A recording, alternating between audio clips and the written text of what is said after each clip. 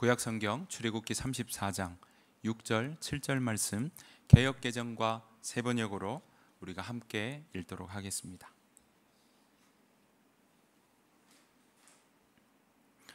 출애굽기 34장 6절부터 개역개정 함께 우리가 봉독하도록 하겠습니다. 여호와께서 그의 앞으로 지나시며 선포하시되 여호와라 여호와라 자비롭고 은혜롭고 노하기를 더디하고 인자와 진실이 많은 하나님이라. 인자를 천대까지 베풀며 악과 과실과 죄를 용서하리라. 그러나 벌을 면제하지는 아니하고 아버지의 악행을 자손 3, 4대까지 보응하리라. 아멘. 세번역으로 한 번 더 우리가 보도록 하겠습니다. 6절입니다. 같이 읽겠습니다. 주님께서 모세의 앞으로 지나가시면서 선포하셨다. 주 나 주는 자비롭고 은혜로우며 노하기를 더디하고 한결같은 사랑과 진실이 풍성한 하나님이다. 수천대에 이르기까지 한결같은 사랑을 베풀며 악과 허물과 죄를 용서하시는 하나님이다. 그러나 나는 죄를 벌하지 않은 채 그냥 넘기지는 아니한다. 아버지가 죄를 지으면 본인에게뿐만 아니라 3, 4대 자손에게까지 벌을 내린다. 아멘. 한 주간 더운 날씨였는데요. 그래도 오늘 기도해 주신 것처럼 말복이 지나서 그런지 아침 저녁으로 바람이 조금씩 선선해지는 것을 우리가 경험하게 됩니다. 아직도 햇살은 그렇게 뙤약볕처럼 느껴지고 또 지칠 때도 있지만 여러분들의 이 8월의 남은 날들이 여러분 지치지 않으시고 건강 잃지 않으시고 여러분 모두가 평안하시고 무탈하시기를 간절히 축복합니다.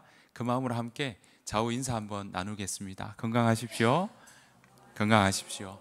네, 비대면으로 함께 하신 여러분에게도 늘 건강하시기를 축복합니다.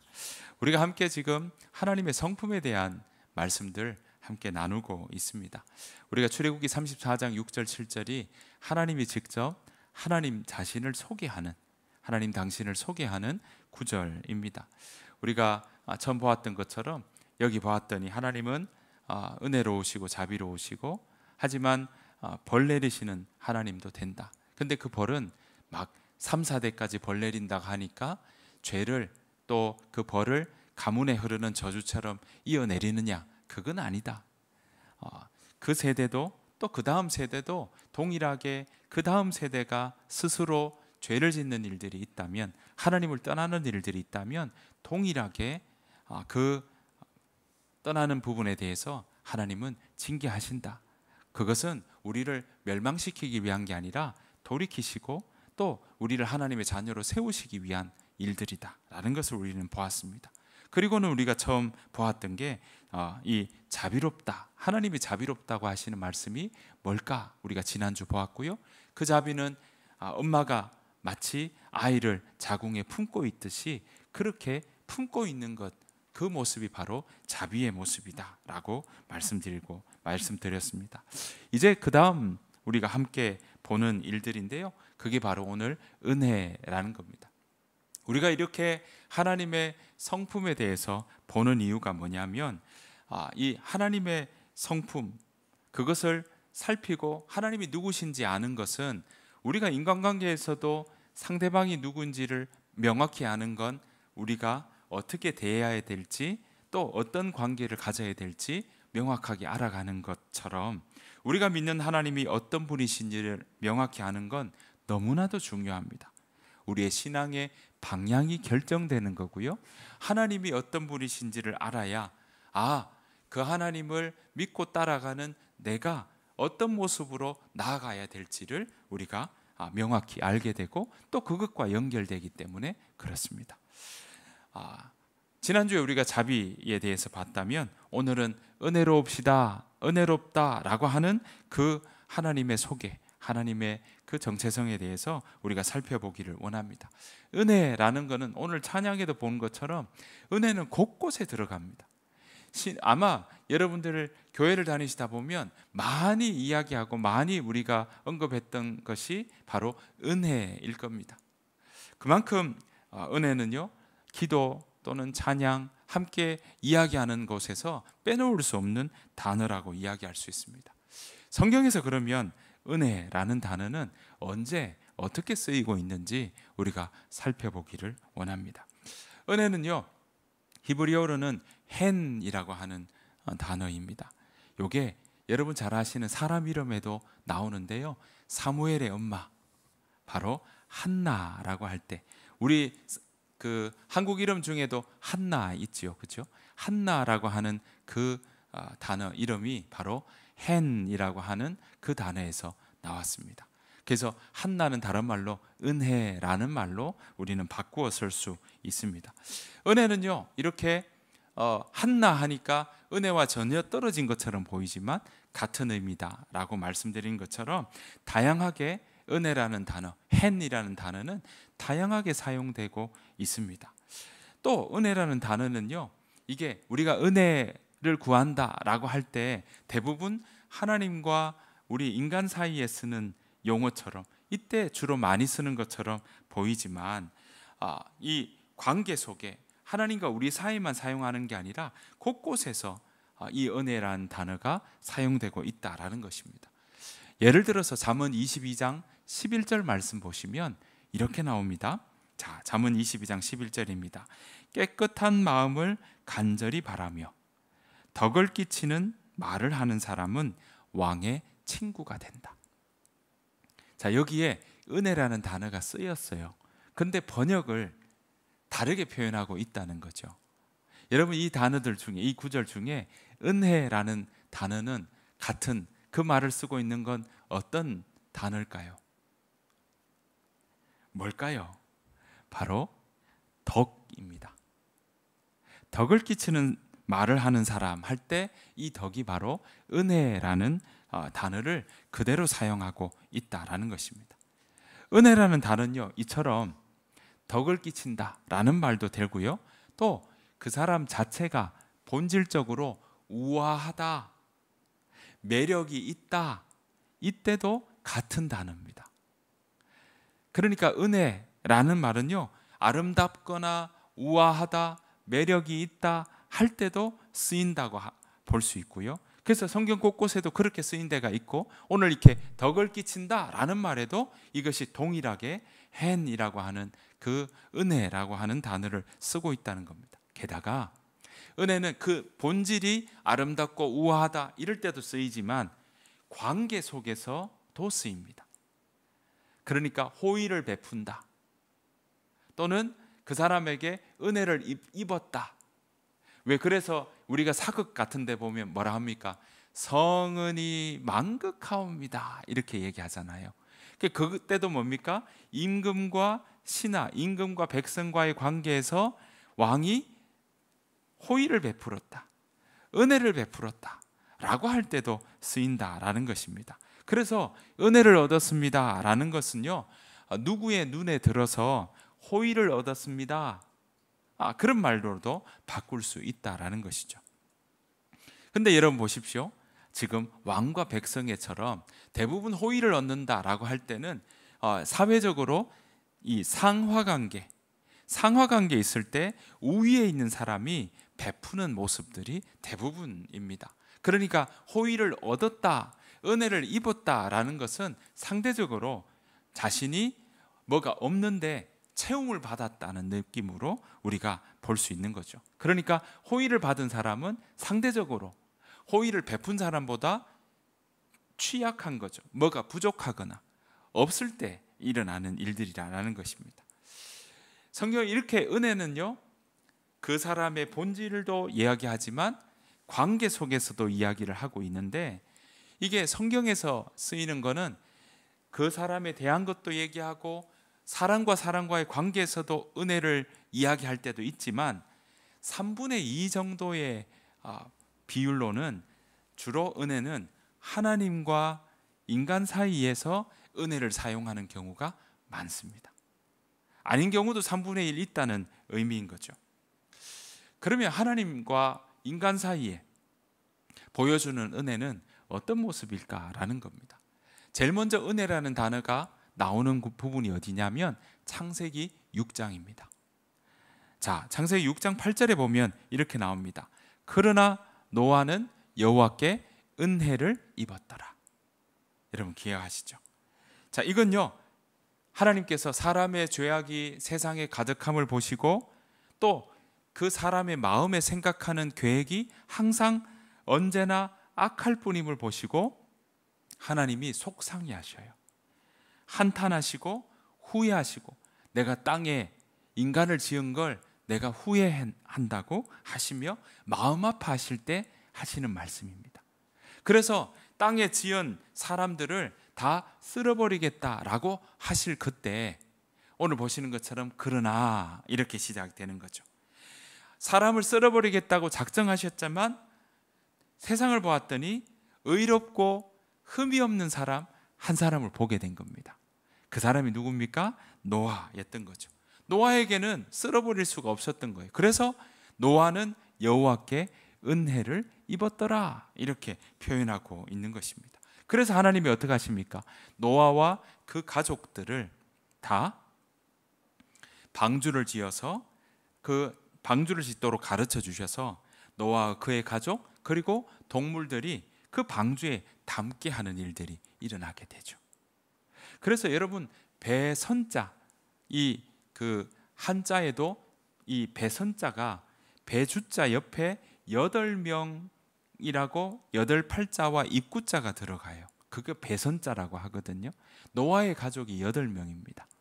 그래 한자에 나오는 그 자리에서도 배선자라고 이름 짓는 거기도 노아의 그 8명의 이야기들이 아마 그렇게 전달되어서 배선자를 썼다고도 우리가 볼 수 있는 것이죠. 이처럼 노아는 이렇게 여호와께 은혜 입을 만한 자격이 있는 경우를 쓸 때도 하나님은 여호와께 은혜를 부어주셨고 노아는 여호와께 은혜를 입었던 거죠. 그런데 다른 한편으로 이렇지 않은 경우도 있습니다. 시편 51편 보시면 52편 1절입니다. 요건 같이 한번 읽어보실까요? 시작. 하나님이여 주의 인자를 따라 내게 은혜를 베푸시며 주의 많은 긍휼을 따라 내 죄악을 지워 주소서. 이게 다윗의 회개의 시입니다. 참회의 시라고 나옵니다. 이 51편의 그 시마다 보시면 제목들처럼 이렇게 소제목처럼 붙여져 있는 게 있습니다. 그걸 다른 말로 표제어라고 하는데요. 이 표제어를 보면 뭐라고 되어 있냐면 다윗이 바세바와 간음한 후에 나단 선지자가 왔을 때 이렇게 이야기합니다. 그 말은 뭐겠습니까? 나단 선지자가 다윗에게 와서 그 죄를 지적하죠.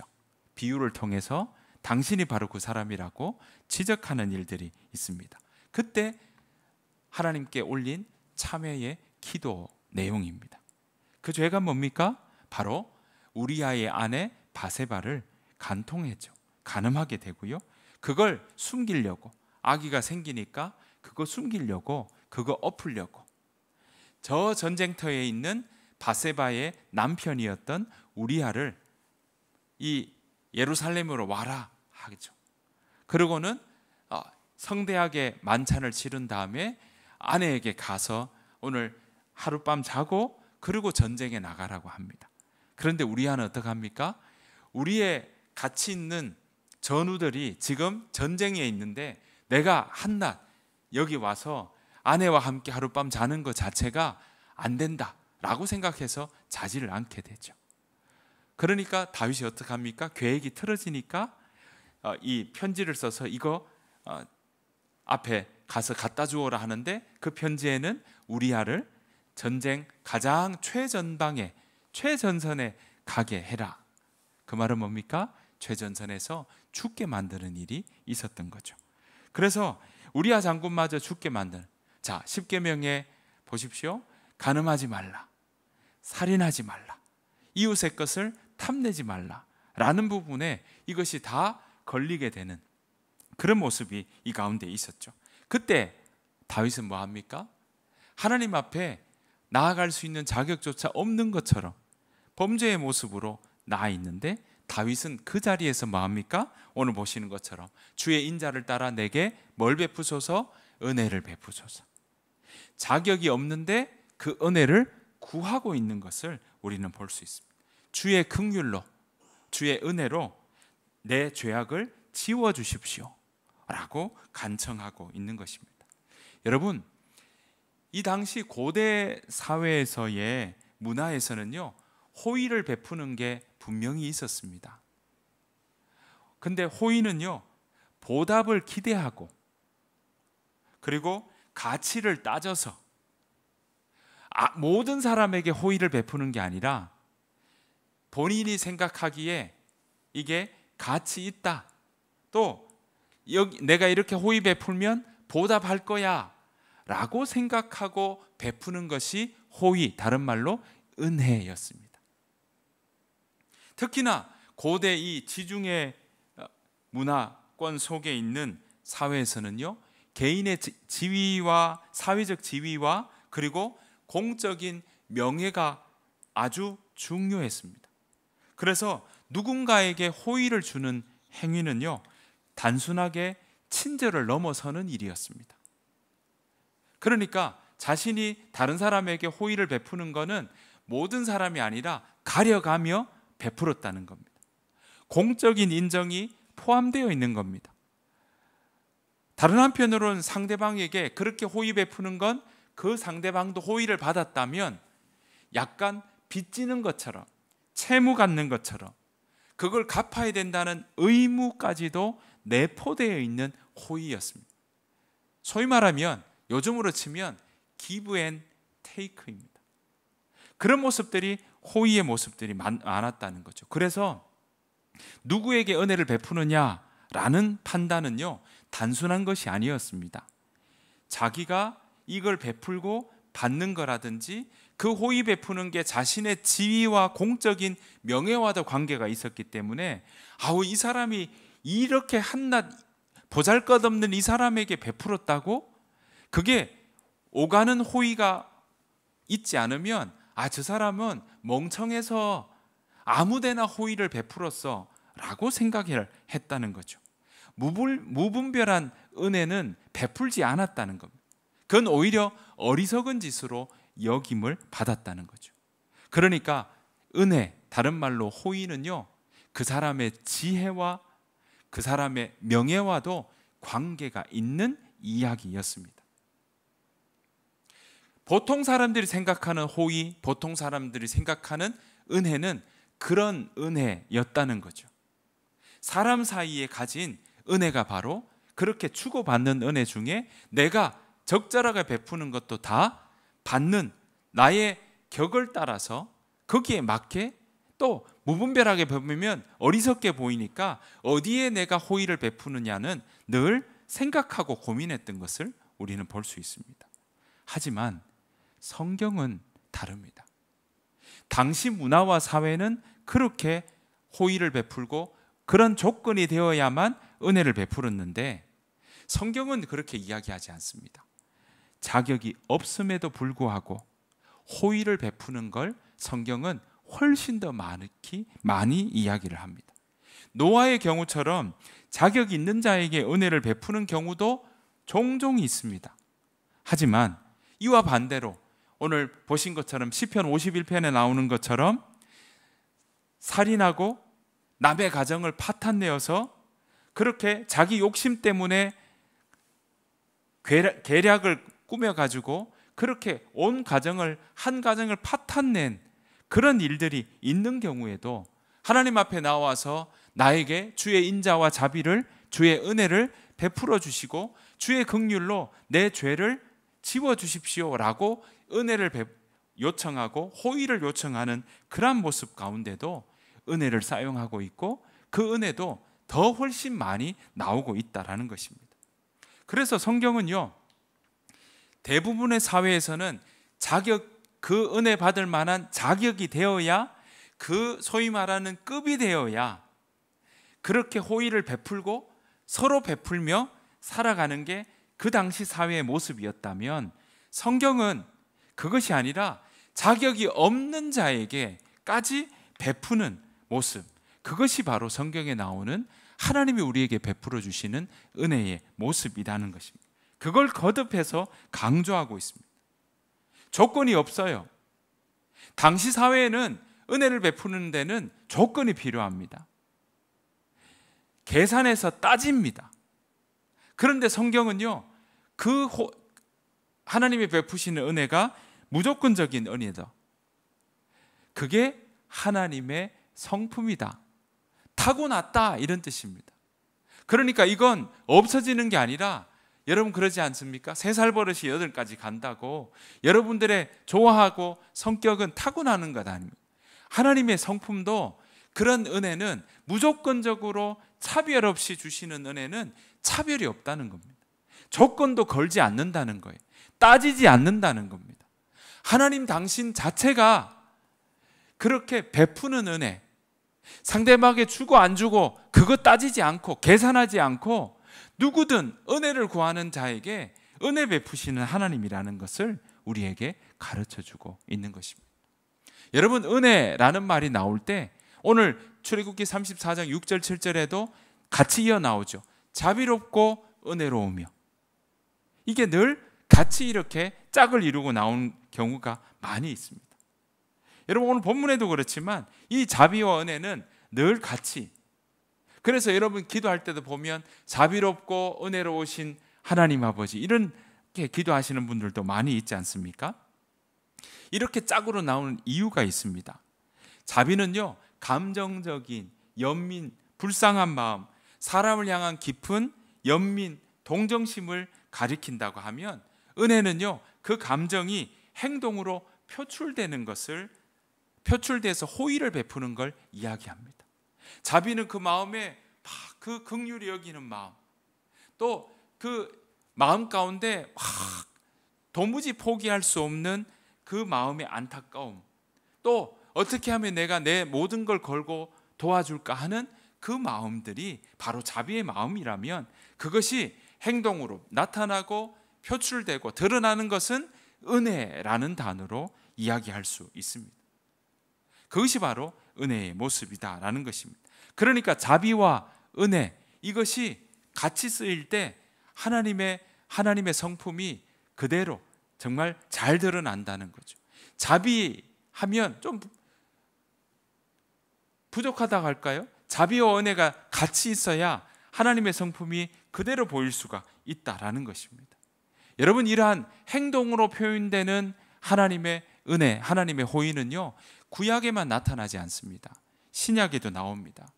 구약에서는 헨이라고 했다면 신약에서는요, 헬라어로 카리스라고 표현하고 있습니다. 곳곳에 많이 나오죠. 카리스라고 하는데요, 사도 요한은 하나님의 성품을 이렇게 본인은 이런 식으로 표현하고 있습니다. 예수님에게 그대로 드러난다고 설명하는데, 자, 요한복음 1장 14절에서 17절입니다. 제가 한번 읽어보겠습니다. 말씀이 사람이 되셔서 우리 가운데 사셨습니다.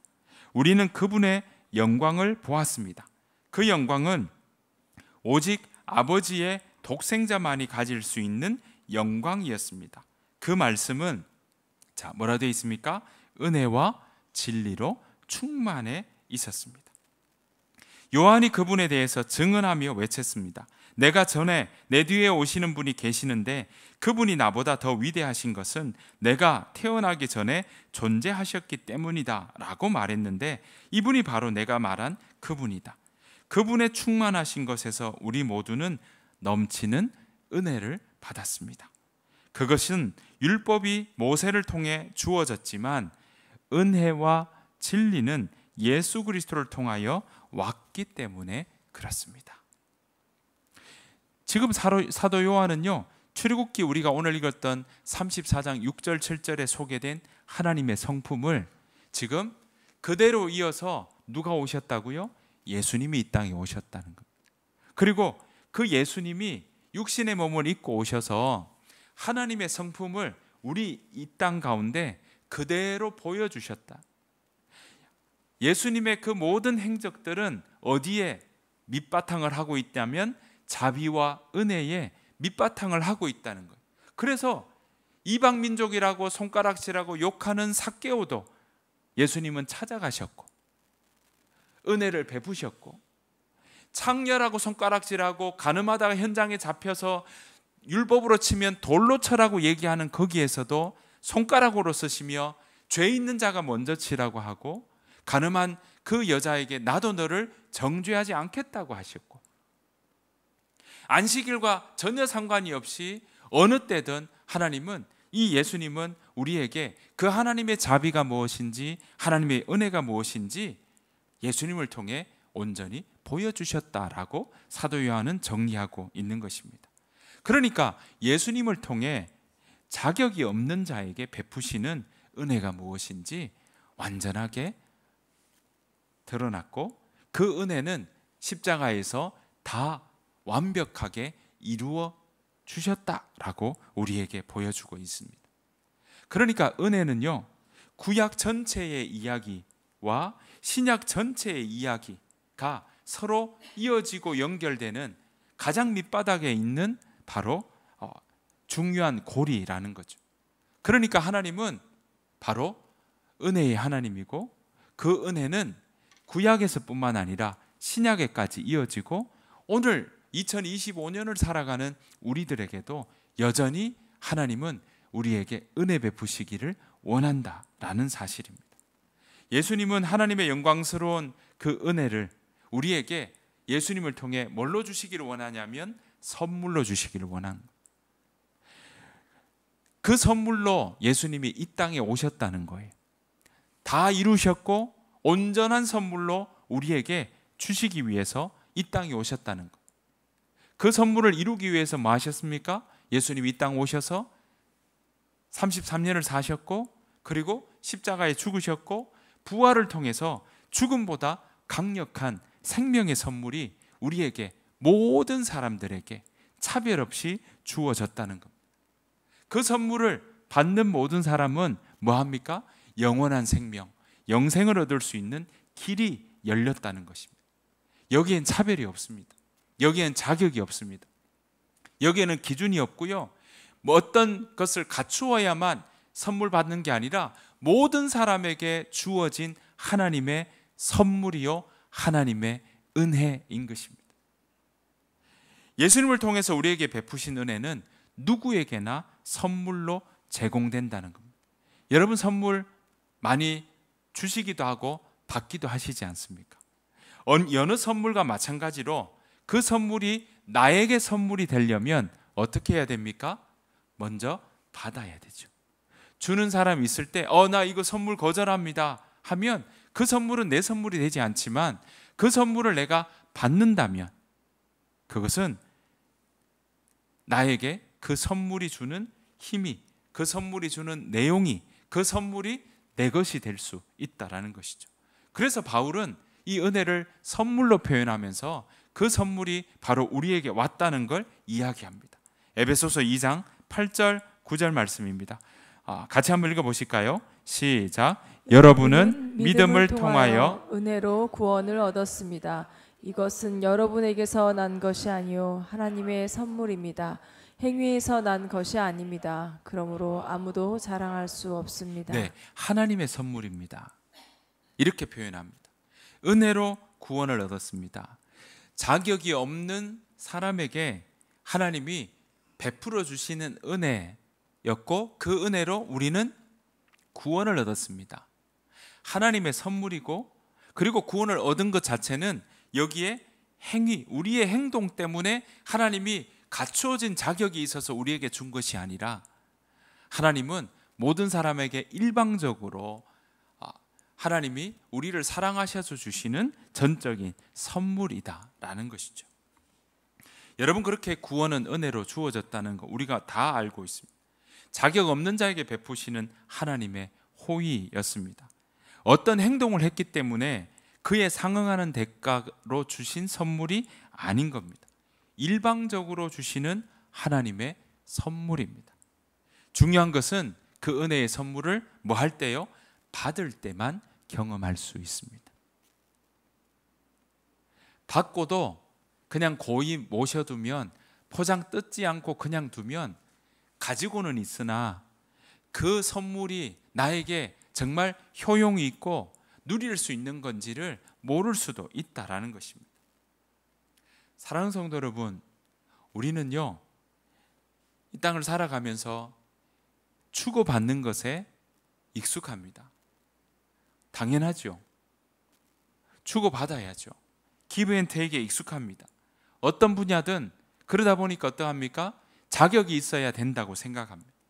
어디 시험 볼 때도 자격이 있어야 된다고, 토익 몇 점 받아야 된다고, 또 어떤 시험을 따야 된다고, 면허증을 따야 이거 할 수 있다고 이야기합니다. 그게 보통의 생각이고요. 우리는 그게 당연하다고 생각할 수 있습니다. 그러다 보니 우리의 인간 사회에 그게 너무나 당연하고 익숙하다 보니까 우리가 하나님을 대할 때도 하나님의 베푸시는 은혜가 마치 기브 앤 테이크처럼 생각하는 경우가 있다라는 것입니다. 하나님이 무조건 주시는 그 은혜가 왠지 우리가 이 땅 가운데 살아가는 보통의 상황과 환경을 볼 때는 이게 생경하게 보인다는 거죠. 낯설게 보인다는 것입니다. 내가 여기에 무슨 공로가 있어야, 내가 무슨 자격이 되어야, 무슨 자격증을 따야, 점수가 되어야, 그래야 하나님이 주시는 선물을 받을 수 있는 것 아닌가? 라는 것이 머리로는 아니라고 하면서도 우리의 몸으로는 익숙하게 그렇게 생각할 때가 있다라는 것입니다.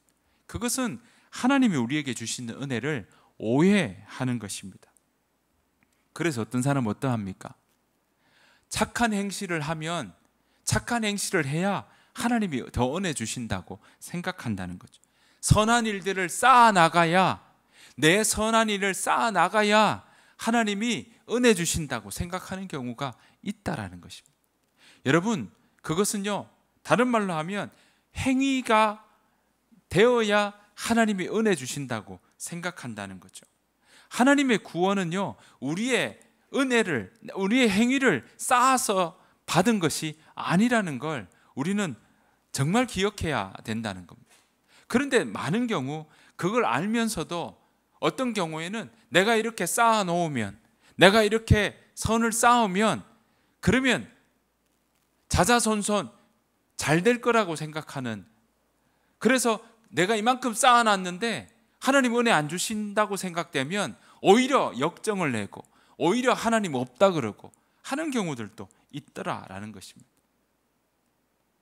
그래서 왠지 봉사 많이 해야 하나님 은혜 주신다고 생각하는 경우들도 있고, 봉사를 해야 믿음이 더 커진다고 생각하는 경우들도 있더라라는 것입니다. 여러분, 믿음은 들음에서 납니다. 들음, 뭘 듣느냐? 그리스도의 말씀을 들을 때 일어난다고 성경은 우리에게 이야기하고 있습니다. 하나님께서 베푸시는 구원의 은혜를 우리의 행위가 들어가야 된다고 생각한다면 그건 잘못 이해하는 것입니다. 여러분, 이단 종파에서는 그렇게 가르칩니다. 여러분, 전도 못하면요, 그에 상응하는 돈을 내라고 하는 이단도 있습니다. 연말에 돈을 내더라고요. 한 명당 전도 못하면 한 명당 얼마? 1, 20만 원이 아닙니다. 기백만 원씩 내라는 겁니다. 영혼에 대한 값이래요. 그걸 하지 못했기 때문에 우리가 거기에 상응하는 대가를 지불하듯이 그렇게 해야만 하나님의 구원의 은혜가 있다고 생각하는 겁니다. 그건 하나님께서 우리에게 베푸신 은혜를 오해하는 것뿐만 아니라 값싼 은혜로 치부하는 겁니다. 내가 그렇게 했지 않느냐라는 거죠. 여러분, 우리가 구원을 받는 것은 자격이 없는 자에게 베푸시는 하나님의 은혜입니다. 하나님이 자신을 온전히 들여서 우리에게 주시는 선물입니다. 구원에는 우리의 어떤 공로도 들어가지 않습니다. 받는 거예요. 믿음으로 받는 거예요. 하나님이 나를 위해서 이 일을 하셨구나라는 걸 알고 들어서 내가 그걸 인정하고 받는 것, 그것이 구원입니다. 여기는 우리의 어떤 공로도 들어가지 않는 거죠. 자, 그렇게 구원을 받고 나니까 선물로 주어진 하나님을 받고 그 은혜를, 그 선물을 우리가 경험하고 누리며 살아가니까 그 은혜가 무엇인지 경험하게 되고, 이것이 나에게 정말 가장 유익한 거구나 경험하고 나니까 그 은혜에, 그 은혜를 주신 하나님의 말씀에 반응하기 시작해서 우리가 걸어가는 삶이 신앙의 모습이요, 그것 때문에 반응해서 내가 봉사를 하고, 그것 때문에 반응해서 내가 다른 사람에게 내가 경험한 이야기를 나누는 것, 그것은 하나님의 은혜에 대한 반응인 겁니다. 우리는 그 은혜에 대한, 구원의 선물에 대한 것은 우리의 어떤 공로도 들어가지 않는다는 것, 그것은 우리가 기억해야 할 것입니다. 여러분 기억하십시오. 하나님은요, 우리에게 은혜 베푸시기를 원합니다. 그 은혜의 표현을 한다면 은혜는 기우는 마음입니다. 여러분, 어린아이 이렇게 있으면 부모님이나 또는 주변의 사람들이, 친척들이 어떻게 해요? 아장아장 걷는 아이 보면 무릎을 꿇고 그 아이에게 허리를 기울여서 이렇게 바라보죠. 특히나 할아버지 할머니는요, 아이가 오면 너무나 그 마음에 모든 것 다 주시려고 준비하십니다. 기웁니다. 여러분, 아이가 생기면 어떻습니까? 나중 되면요, 자기의 자녀 보는 것보다 손자 손녀 보기를 원하십니다. 같이 오냐고 묻습니다. 사실은 더 엄밀하게 얘기하면 손자 손녀 보기를 더 원하기 때문에 손자 손녀 안 데리고 올 거면 같이 데리고 오기를 원하는 게 할아버지 할머니의 마음입니다. 그만큼 기울이죠. 왜 그렇게 기울일까요? 거기에 생명이 있기 때문에 그렇습니다. 그 아이가 자라는 걸 보고, 그 아이가 새롭게 일어나는 걸 보고, 거기에 모든 걸 다 주기를 원하는 것입니다. 여러분, 은혜는 하나님이 우리에게 이렇게 기울이셔서, 마치 아이를 보시듯이 그렇게 기울이셔서, 구부리셔서, 이렇게 구부리셔서 끊임없이 함께 하기를 원하시고, 눈 한 번 떼지 않으시고 그 아이를 보는 것처럼 우리를 보시는 것이 바로 하나님의 은혜인 것입니다. 아예 텐트, 캠프를 치시고 거기에 머무셔서 아예 우리를 계속 주목하고 주의 깊게 살피시고 하기를 원하셔서 아예 그 자리에 나 머물란다, 그걸 원하시는 것이 바로 하나님의 은혜인 것입니다. 왜 그렇게 우리에게 구부리셔서 함께 하기를 원하실까요? 하나님은 우리가 영생하기를 갈망하시기 때문입니다. 우리와 함께 영원히 함께 하기를 원하시기 때문입니다. 우리 또한 하나님께서 주시는 은혜를 갈망하기를 하나님은 원하십니다. 여러분, 그 은혜를 갈망하는 것은요, 말씀을 갈망하는 것으로 이어집니다. 아이가 여러분 태어나면 어떻습니까? 본능적으로 뭐 합니까? 빨려고 합니다. 젖을 빨려고 하고 또 우유를 빨려고 하죠. 젖병을 빨려고 합니다. 그건 본능입니다. 생명이 있으니까 뭐 합니까? 살려는 갈망이 있는 거죠. 여러분, 은혜를 갈망하는, 그래서 어떻게 합니까? 계속 씹죠. 여러분, 갈망하는 건요, 그걸 잡고 계속 훈련하게 되어 있습니다. 여러분, 하나님의 은혜를 사모하는 것은 은혜를 갈망하는 것으로 이어지고요, 또 은혜를 갈망하는 것은 말씀을 갈망하는 것으로 연결되는 겁니다. 말씀을 갈망하니까 어떻게 해요? 계속 잡고 씹어보는 거예요. 묵상이 씹는 겁니다. 되새김질 한다는 말이 바로 묵상입니다. 소가 되새김질 하듯이. 그 말은 뭡니까? 말씀이 처음 와서 잡고 씹어보는 거예요. 그 말이 다른 말로 갈망하는 겁니다. 여러분, 그 은혜를 사모하며 그 은혜를 갈망하는 저와 여러분 되시기를 간절히 축복합니다. 갈망은요, 말씀을 갈망하는 겁니다. 여러분들의 마음 가운데 말씀을 갈망하고 자꾸 씹어보시고, 그래서 우리를 향한 그 아버지 하나님의 사랑과 은혜, 그것을 여러분 자꾸 씹어서 그 맛이 어떤지 느끼다 보면 그 깊이가 깊어집니다. 맛을 보지 않으면 생각나지 않아요. 여러분들도 어떻습니까? 여행을 할 때도 그 맛 때문에, 그 음식의 맛 때문에 가기도 하지 않습니까? 오죽하면 미슐랭이라고 별표까지 치지 않습니까? 별표 3개가 되는 건 뭔지 아시죠? 그 음식 때문에 그 나라에 간다 할 정도의 음식 맛이다. 그러면 별표 3개를 붙인다고 제가 들었습니다.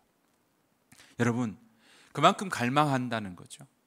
여러분들의 삶 속에 하나님의 은혜를 갈망하시기를, 그 은혜가 여러분들의 삶에 적용이 되시기를, 그냥 선물째로 포장째로 갖다 놓고만 있지 마시고 펼쳐 놓으시고 그 은혜를 갈망하시고 씹어보시고 여러분 가운데 그 열정을 가지고 그 은혜가 무엇인지 여러분 삶 가운데 경험하시는 그런 삶을 살아가시기를 간절히 축복합니다.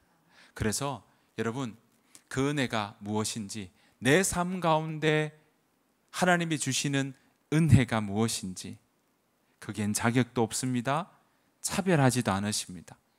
무조건적으로 우리에게 부어주시고자 하는 하나님의 사랑입니다. 그 사랑이 여러분 삶 가운데 정말 심어지고 뿌리지 않으면 씨가 자라지 않듯이 여러분의 일상 가운데 말씀이 심겨지고 싹이 나고 um이 돋고 그렇게 자라나는 일들을 경험하시기를, 그래서 그 은혜의 바다가 얼마나 큰지 온전히 누리며 살아가는 저와 여러분 삶이 되시기를 간절히 축복합니다.